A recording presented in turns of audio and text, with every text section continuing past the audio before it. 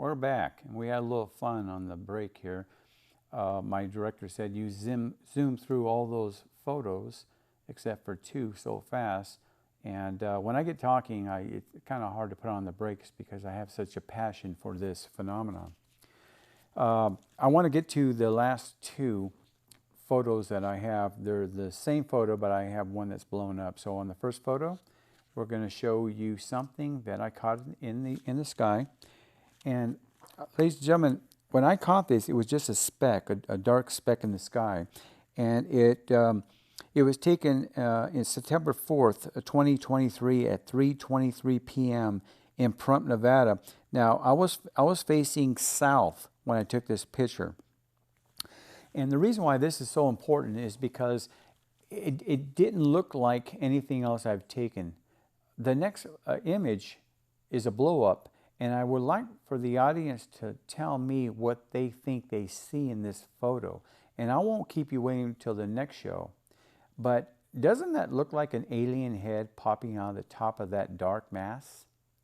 Or is it just my imagination?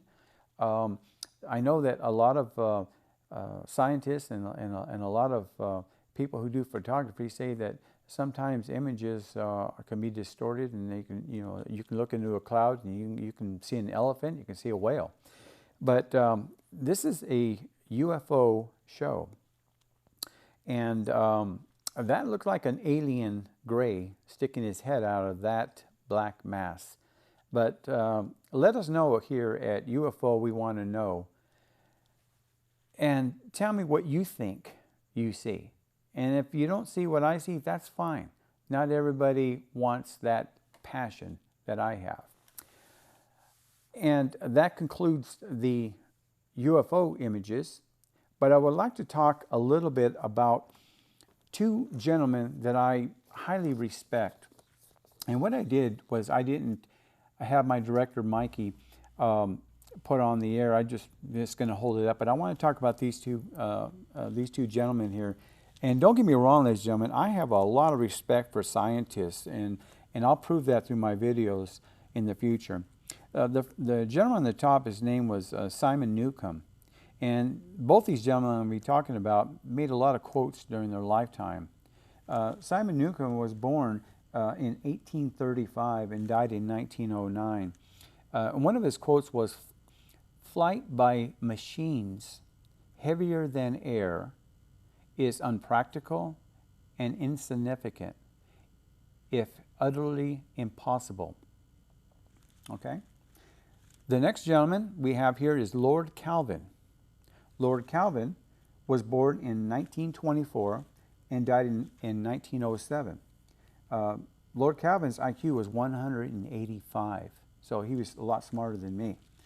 One of the things about these two gentlemen is Lord Kelvin was a mathematician and Simon Newcomb was an astronomer.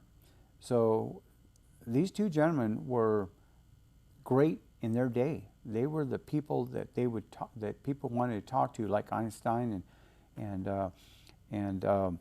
the scientists that we see on images from, say, 1900, the turn of the century, Nicholas Tesla. These two gentlemen were in that same category in their own profession. This is what was so interesting. Both of these gentlemen lived to see the Wright brothers in December 17, 1903, when they flew the first flight. And so there's no information on these two gentlemen, maybe they're given an interview of what they might have thought about the Wright brothers leaving the ground with a craft. They never mentioned that. And not to say that we're making fun of them here, ladies and gentlemen. It's just, my point here is, it doesn't matter how smart you are. It doesn't matter how much you study. The future is unwritten. At least in my mind. There's a lot of people out there who say, well, the future is written, and we're in another realm, or we're in another dimension. That's their thinking. My thinking is this, and I've dealt with a lot of scientists, as I said before the commercial break. It's important for people to remember something. things happen and people say, well, that's impossible, and then later on it happens. These two gentlemen are just an example. And again, I'm not bashing them.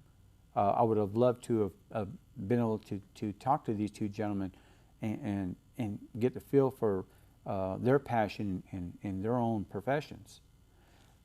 And that leaves me with the ultimate question is, when I answer people's questions to me, and a lot of people come up to me and they ask me these questions over and over.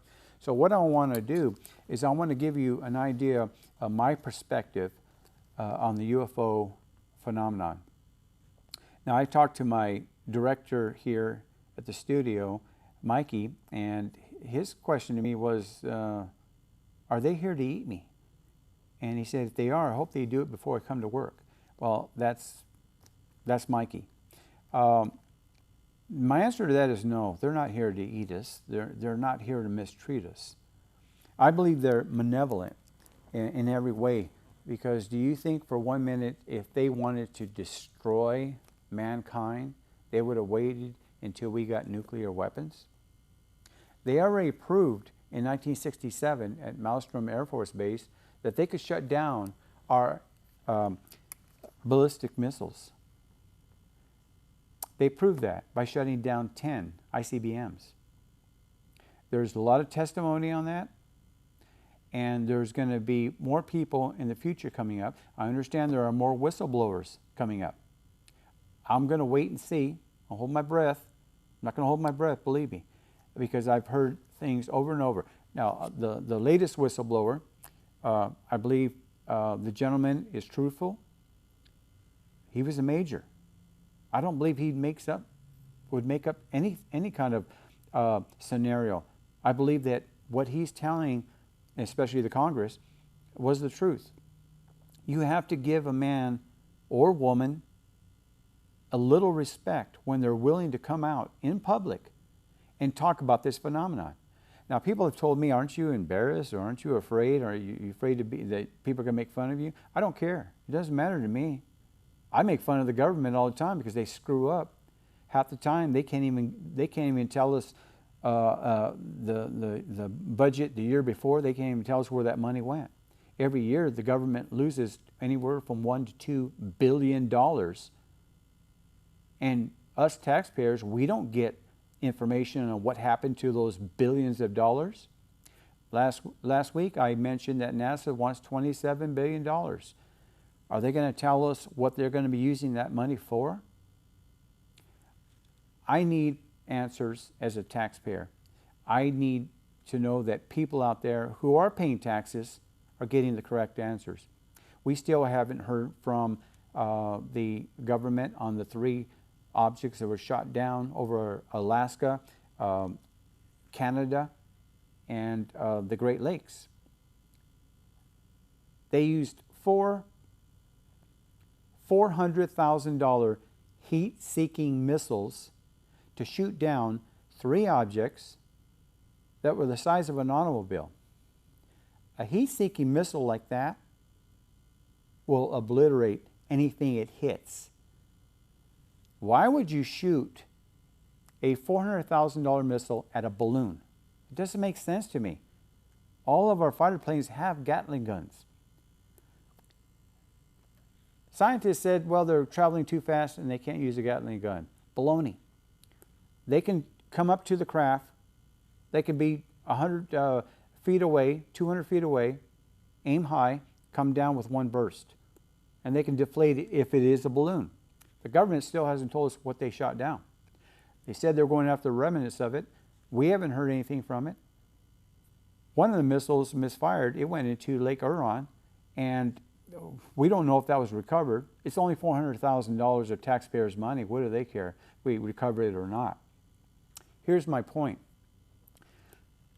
The government, no matter who's in charge, has to be accountable. They have to show transparency, and they have to be honest with the American people.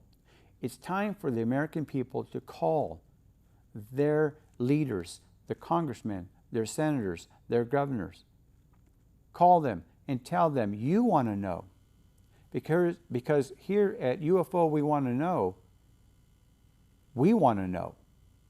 And I'm sure that if you follow this show to its end, and I don't know when that's going to be, I hope for a long time, I'm going to be bringing you not only photos, but videos. Next week's show is going to be photos. The one after that is I'm going to show you videos. I'm also going to show you how you can find UFOs yourself, depending on your cameras and how they work. I'll give you basically a rough idea how you can go ahead and find your own UFOs. And it's an almost 100% guaranteed thing that you're going to see what I see, because I do this every single day and I get UFOs. It's going to be interesting to hear what the science says about what I capture. But when I give you the opportunity to do it yourself, you'll have the availability to write in and tell me what happened to you when you did it.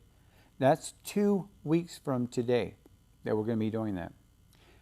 But I want to make it very clear to Mikey and all the other people who tell me, well, are they here to harm me? No, I don't believe they're here to harm us.